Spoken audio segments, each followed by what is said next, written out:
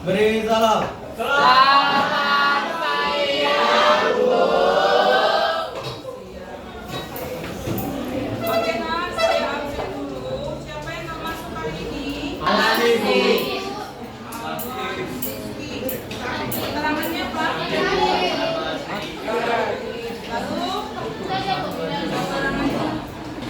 baik, nah, karena hari ini saya masuk di jam yang rawan, saya sebenarnya ada ice breaking, tapi kalian udah membantunya seperti ini. Gimana ya caranya? Kita ada ice breaking sebentar, tapi saya mau tuh kalian berbaris. Berbaris bisa nggak? Ini sebagian gabung di sini, sebagian ini dengan ini gabung di sini, sebagiannya dengan sana gabung di lorong itu. Bisa? Aba-abanya seperti ini.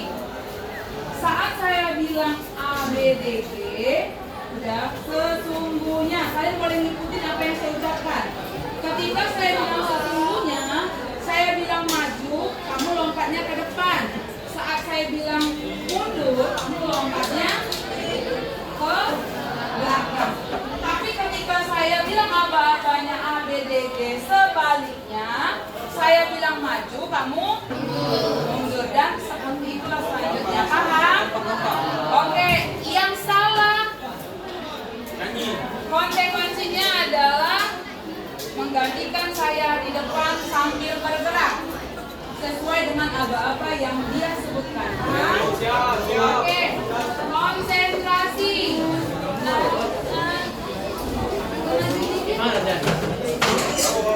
Sudah, kita mulai ya.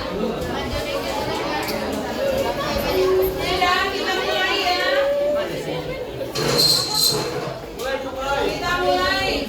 Oke, 3, 2, 1. A, B, D, G.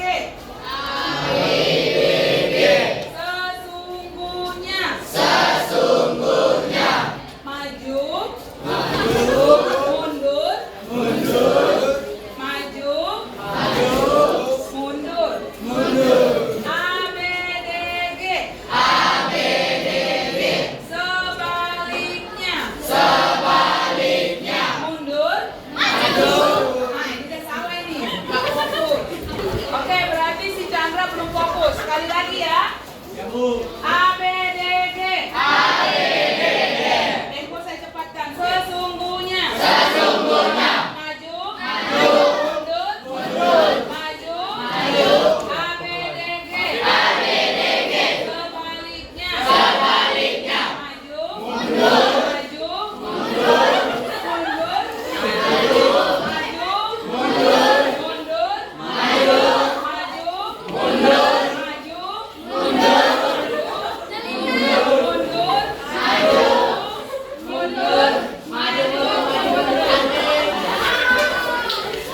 Sudah.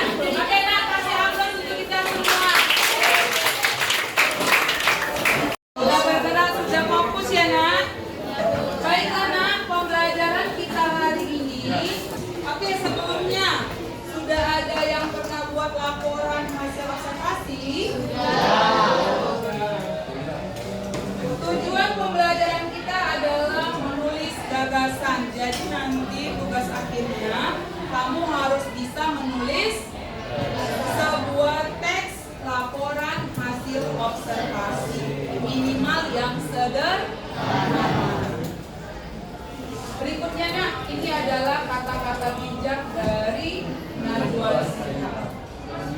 Hanya pendidikan yang bisa menyelamatkan masa depan. Tanpa pendidikan, Indonesia tidak mungkin bertahan. Jadi kalau kamu tidak bertahan dalam pendidikanmu, lama-kelamaan Indonesia akan tenggelam, punah, sirna. Kenapa? Karena tidak ada penerus bangsanya. Ya kan, ya? Mulailah dari kursimu saat ini untuk menjadi pencetak pendidikan di Indonesia. Sekarang kita lihat siapa yang bisa jawab pertanyaan nomor 1. Hasil pengamatan berdasarkan fakta yang Aliansa mengatakan hasil pengamatan berdasarkan data. Benar ya? Oke, saya juga setuju bahwa teks laporan hasil observasi itu berdasarkan data yang ada. Pertanyaan kedua, siapa yang bisa? Ya, Sabe, silakan. Yang sedang saya baca di detik laporan hasil observasi itu mengenai bagian-bagian dari hasil observasi seperti manfaat, ciri-ciri penelitian, dan mungkin ada bagian dari struktur hasil observasi. Ya, bagian-bagian dari observasi. Pertanyaan yang ketiga, siapa yang bisa jawab? Apakah kamu sudah pernah menyusun teks laporan hasil observasi? Jika sudah, apa manfaat yang kamu peroleh? Kemarin kan kalian sudah saya ajak untuk mengobservasi sederhana objek yang ada di lingkungan. Kira-kira setelah melakukan itu, apa nih manfaatnya nak? Apa sih manfaat yang kalian dapatkan setelah melakukan observasi sederhana itu? Mendapatkan informasi, kata si Goku. Yang lain? Ibu, apa? Menambah pengetahuan atau wawasan. Mendapatkan ilmu yang lebih. Mendapatkan informasi yang lebih rinci. Mendapatkan ilmu yang atau informasi yang lebih rinci, benar. Oke, nah, tepuk tangan untuk teman-teman yang sudah menjawab. Artinya dari pertanyaan ini berarti kalian sedikit sudah memahami apa itu yang dimaksud dengan teks laporan hasil observasi. Oke, sekarang satu orang saja memilih gambar untuk mendeskripsikan salah satu gambar di depan. Laskar? Coba nak, Laskar.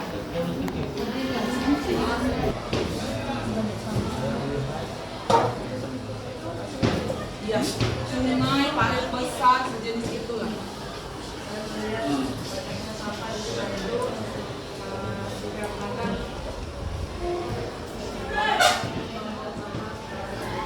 Dikarenakan orang yang membuang sampah. Ada yang mau melengkapi? Ada yang mau ya. Sungai atau parit besar yang dipenuhi sampah yang disebabkan oleh kurangnya kesadaran masyarakat untuk membuang sampah. Butuh kesadaran masyarakat Sungai untuk atau parit besar yang dipenuhi sampah karena kurangnya kesadaran masyarakat untuk membuang sampah pada tempatnya. ya, benar sekali. Nah, ini adalah contoh gambar sebelah kanan. Ini adalah contoh kurangnya kesadaran masyarakat sehingga membuang sampah pada sungai atau aliran sungai, aliran parit besar.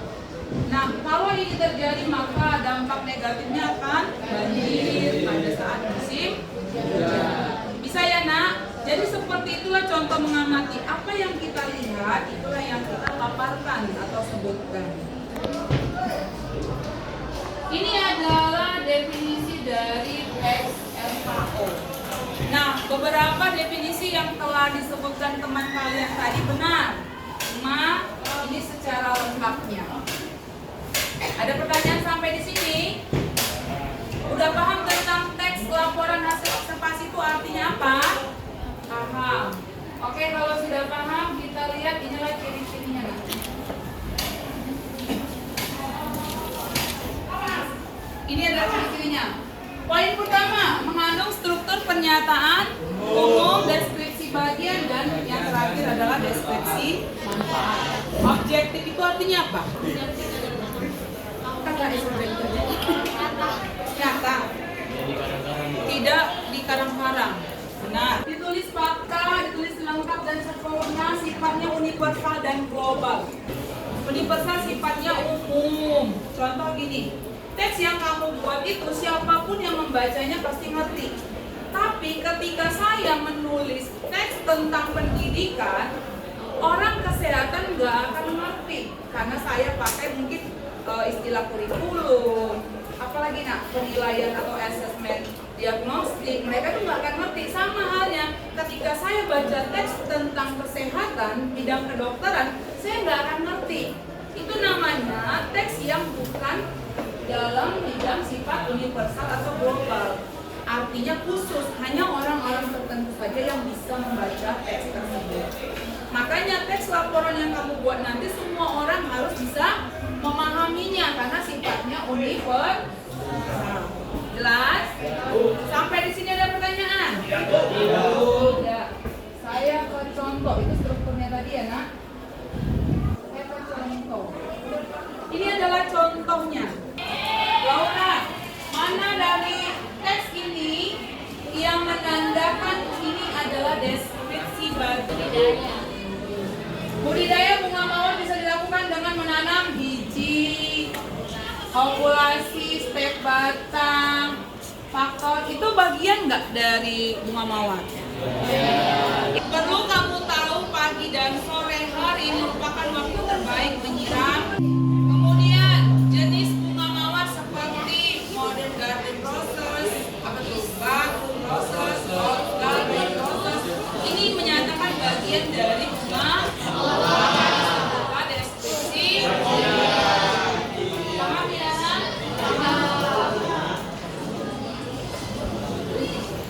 Deskripsi manfaat. Mana kira-kira manfaat dari bunga mawar dalam teks ini?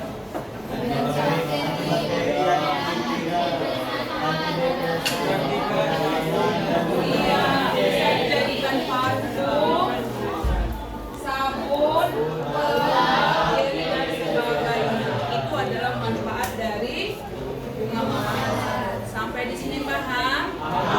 Jadi kalau melihat suatu teks, lihatnya teks itu, lihat bagian di dalam teks itu yang dijelaskan apa untuk menemukan struktur teksnya. Paham ya? Oke, kalau sudah paham sekarang, kalian sudah duduk berkelompok ya? Tadi ada saya kirim link sama siapa ya? Sabet. Kelompok 1, 2, 3, 4, 5, 6. Nah, tolong kelompok 1 Sabet, berarti nanti link yang pertama ini ambil Chrome-nya. Kemudian kelompok kedua kalian ambil Chrome-nya nak 1, langsung dikirimkan ya. Sabet kirim ke mereka yang link kedua. Sabet ini untuk kalian yang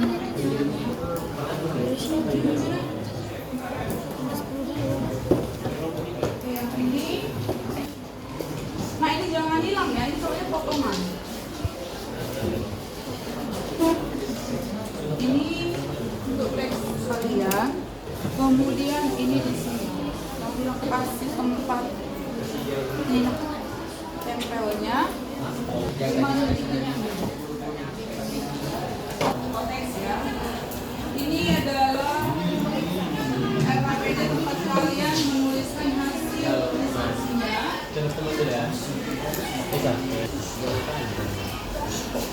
Udah dibuka? Linknya udah dibuka, Nak? Sudah, perintahnya. Bagi yang dapat potongan teks dalam karton yang sudah saya sediakan, kamu tempel teks itu sesuai urutannya. Sudah. Lalu ada tadi saya kasih potongan struktur, kamu tempelkan juga mana yang termasuk struktur bagiannya. Untuk yang teksnya dibaca, kemudian didiskusikan dengan temannya untuk menemukan strukturnya tadi. Tapi itu dulu dipastikan udah pas nggak urutannya.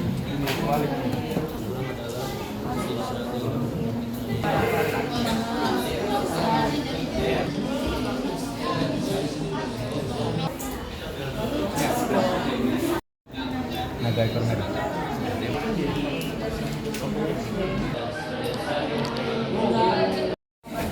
Oke, silakan Nak yang mau kasih.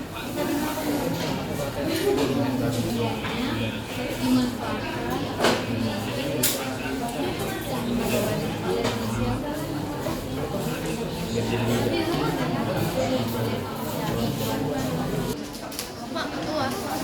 Kami akan mempresentasikan hasil diskusi kami yaitu tentang topik sampah.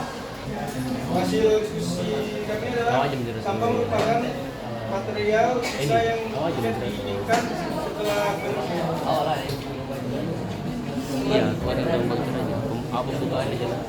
sampah dapat bersumber dari alam manusia, nuklir, industri, dan penambangan. Sampah alam merupakan sampah yang diproduksi oleh alam dan diuraikan melalui proses daur ulang alami. Contoh dari sampah alam adalah daun kering, hutan yang terurai menjadi tanah. Sampah konsumsi merupakan sampah yang dihasilkan oleh kegiatan konsumsi manusia dan dibuang ke tempat sampah. Sampah manusia dapat menimbulkan dampak negatif bagi kesehatan manusia. Hal ini dikarenakan sampah dapat sebagai sarana perkembangan penyakit yang disebabkan oleh virus dan bakteri. Sampah dapat dibedakan berdasarkan sifat dan bentuknya. Berdasarkan sifat, sampah dibagi menjadi dua, yaitu sampah organik dan anorganik. Sampah organik merupakan sampah yang dapat diuraikan. Contoh, organik adalah sampah yang ini dapat diolah menjadi kompos. Contoh, sampah anorganik adalah sampah yang tidak dapat membusuk, seperti plastik, kayu, kaca, kaleng, dan sebagainya. Sampah anorganik didaur ulang oleh industri untuk mengurangi jumlah sampah serta jadikan sebagai peluang usaha.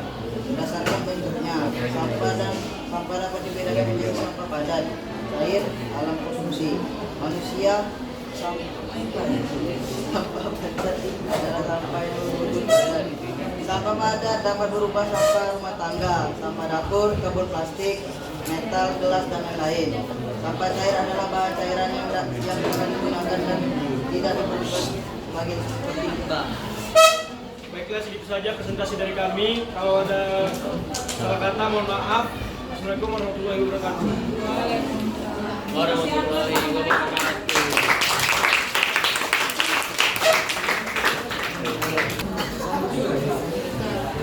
Aja lah, kalau udah selesai. Assalamualaikum warahmatullahi wabarakatuh. Perkenalkan, kami dari kelompok 3 dan saya posisinya sebagai pemimpin SMP Putra. Berikut hasil diskusi kami yang akan dibacakan oleh Hari. Perkenalkan, nama saya membaca materi.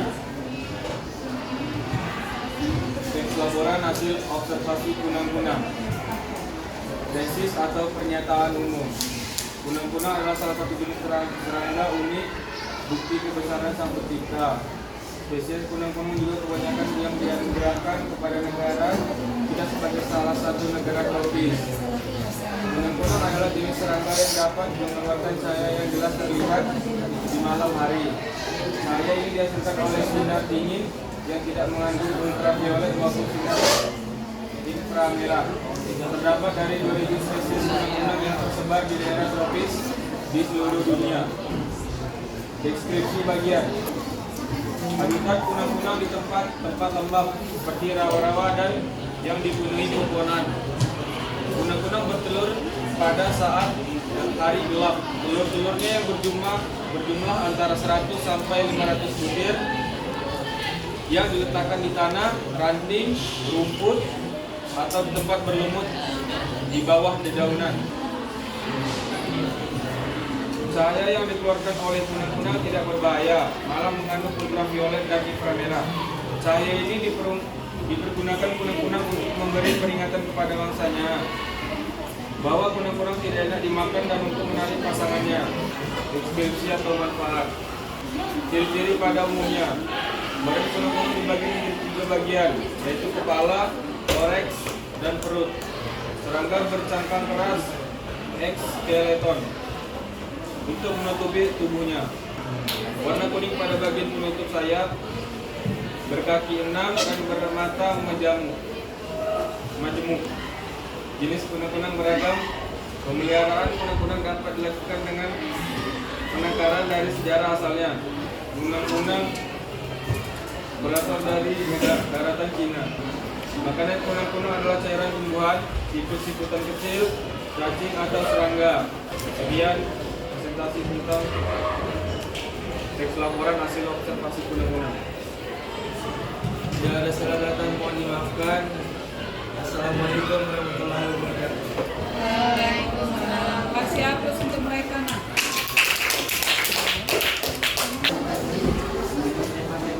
Selamat siang semua. Siang, Bu. Tentunya kami di sini untuk mempresentasikan mengenai apa yang sudah kami diskusikan tadi dan sudah apa yang kami lihat. Kepada pembaca kami persilakan. Hasil analisis teks laporan observasi. MC Dermot ialah salah satu perusahaan besar yang ada di Kota Batam. Tepatnya di Batu Merah, Batu Ampat, memiliki kurang lebih luas 75 hektar. MC Dermot berasal dari negara luar yang berhasil membuat PT di Indonesia. Deskripsi bagian: memiliki tempat parkiran yang luas dan PT yang luas. MC Dermot memiliki ribuan pekerja. MC Dermot ialah PT konstruksi minyak lepas pantai. Tidak heran jika PT-nya sangat besar. Deskripsi manfaat: MC Dermot memiliki lapangan pekerjaan yang tidak sembarang orang bisa masuk. MC Dermot menjadi salah satu sumber hasil terbesar di Batam yang membantu perekonomian di masyarakat Kota Batam. Sekian dari presentasi kami, kurang dan lebih kami minta maaf. Selamat siang.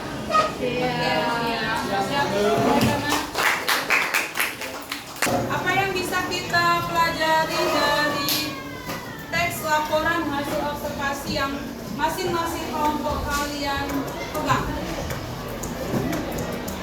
Masih ada yang belum paham itu laporan observasi? Ada yang belum paham? Laporan observasi itu disusun berdasarkan hasil pengamatan dan ditulis sesuai dengan oke, nah di depan ada bentuk TTS perhatikan dan dari sini ada pertanyaannya. Ini pertanyaannya, siapa yang nanti dari sini kita akan lihat kamu paham atau tidak dari teks yang sudah kamu baca tadi. Jadi siapa yang mau menjawab, silakan ambil spidolnya di depan satu persatu ya, nak.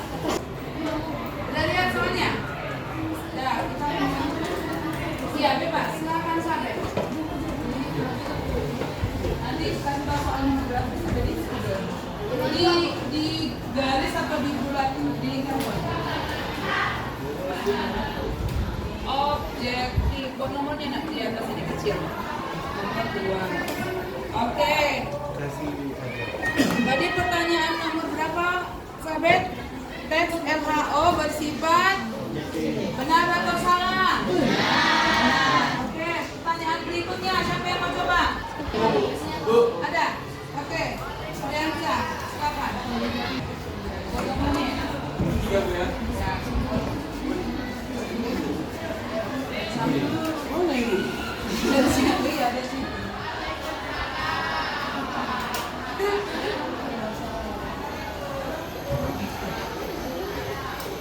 Apa itu? OOTK nomor 3. Telur diletakkan dalam sarang berbentuk buaya. Mereka kunang-kunang tadi ya, nak? Saya lihat soalnya, udah. Nomor berapa? Mau coba?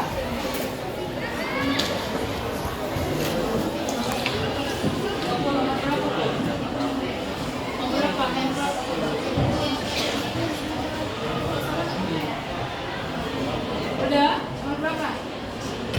Kita mau refleksi.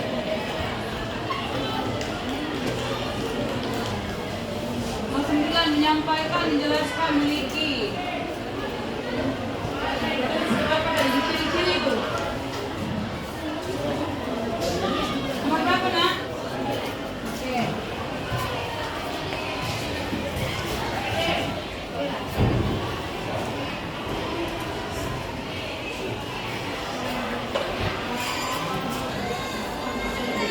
Arianka, silakan. Berkali-kali gak apa-apa. Sebenarnya nggak bisa. Nomor berapa, nak? Soalnya, Bu. Oh. Namanya?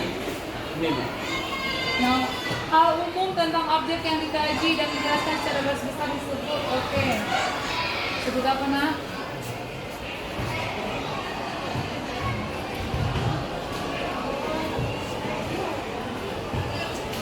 Pernyataan umum. Nah, WHO disusun berdasarkan dapat.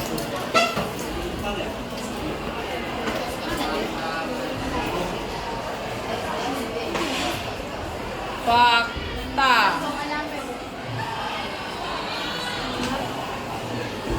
Ya, berdasarkan fakta.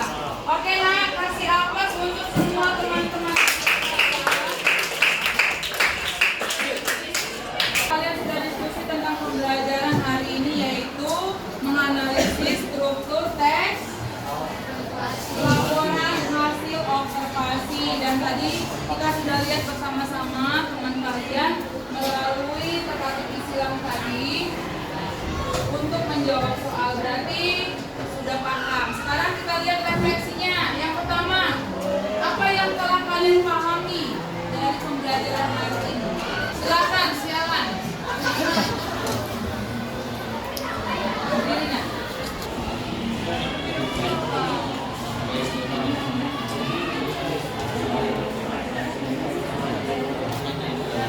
Memahami ciri-ciri menemukan suatu objek. Nah, yang lain. Nomor 2 nak, bagaimana proses pembelajaran kita hari ini?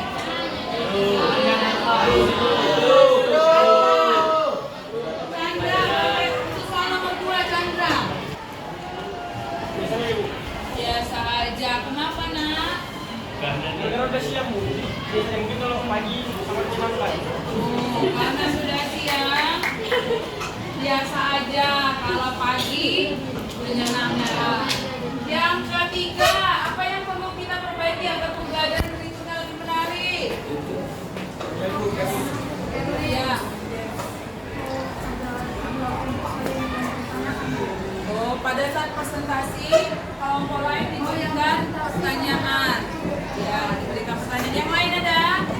Kalian yang di belakang siapa namamu nak? Ya. Iya.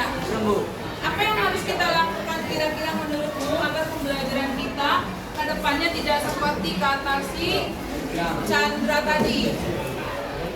Kerja sama aja Bu, ya kompak, Kerja sama dan baiklah nak, mungkin sampai di sini pertemuan hari ini. Terima kasih. Tetap semangat belajar. Gak sopan. Sampai bertemu lagi pertemuan berikutnya. Kita akan lihat hasil tes yang sudah kalian. Saya tutup dengan selamat sore, Bu. Siap.